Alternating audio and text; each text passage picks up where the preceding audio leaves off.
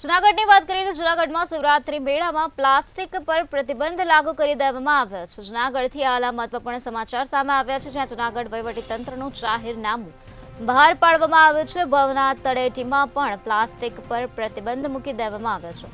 હાઈકોર્ટની ફટકાર બાદ તંત્ર સફાળું જાગ્યું છે। શિવરાત્રીના મેળામાં આવનાર શ્રદ્ધાળુઓને અનુરોધ કરવામાં આવ્યો છે, ત્યારે શ્રદ્ધાળુઓ પાસેથી પ્લાસ્ટિક મળશે તો કાર્યવાહી કરવામાં આવશે, પ્લાસ્ટિક મળશે તો દંડ વસૂલવામાં આવશે।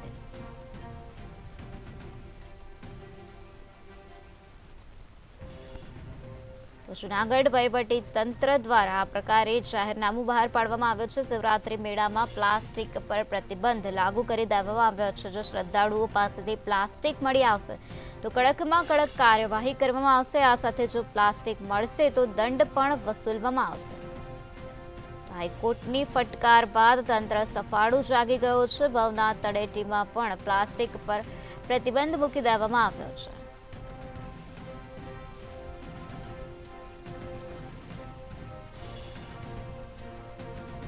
તો આજ મુદ્દે વધુ માહિતી આપવા માટે આપણી સાથે સંવાદદાતા અમર બખાઈ જોડાઈ ગયા છે। જી અમર, શિવરાત્રી મેળામાં પ્લાસ્ટિક પર પ્રતિબંધ લાગુ કરી દેવામાં આવ્યો છે, શું છે વધુ વિગત?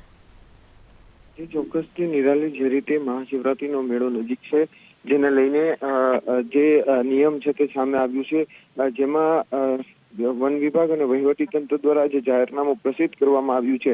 મહત્વનું કહી શકાય કે પહેલા ગિરનાર ઉપર પ્લાસ્ટિક પર પ્રતિબંધ મૂકવામાં આવ્યો છે, હવે ભવનાથ તળેટીમાં પણ પ્લાસ્ટિક ઉપર પ્રતિબંધ મૂકી દેવામાં આવ્યો છે।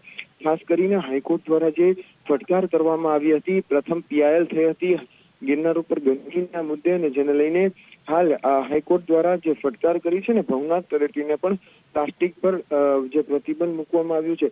શિવરાત્રીના મેળામાં આવનાર શ્રદ્ધાળુઓને પણ અનુરોધ કરવામાં આવ્યો છે કે જો શ્રદ્ધાળુઓ પાસેથી પ્લાસ્ટિક મળશે તો કાર્યવાહી કરવામાં આવશે, પ્લાસ્ટિક મળશે તો દંડની કાર્યવાહી પણ કરવામાં આવે તેવી હાલ જે જોગવાઈ છે તે સામે આવી છે।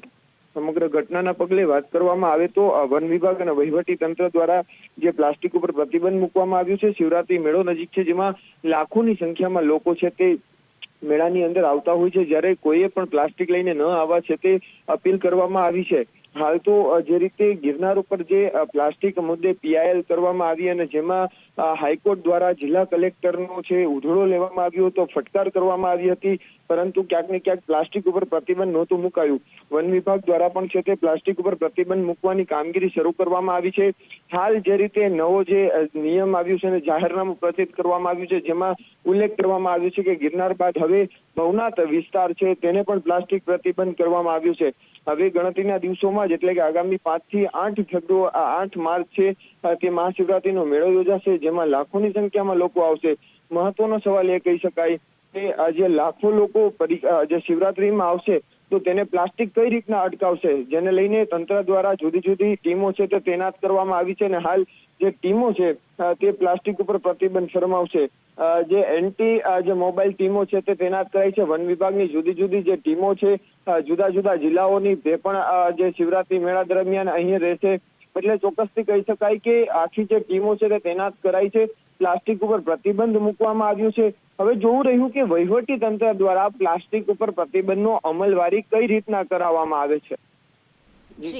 જી અમર, સમગ્ર માહિતી આપવા બદલ આભાર। શ્રદ્ધાળુઓ પાસેથી જો પ્લાસ્ટિક મળશે તો કડકમાં કડક કાર્યવાહી કરવામાં આવશે। આ સાથે પ્લાસ્ટિક મળશે તો દંડ પણ વસૂલવામાં આવશે।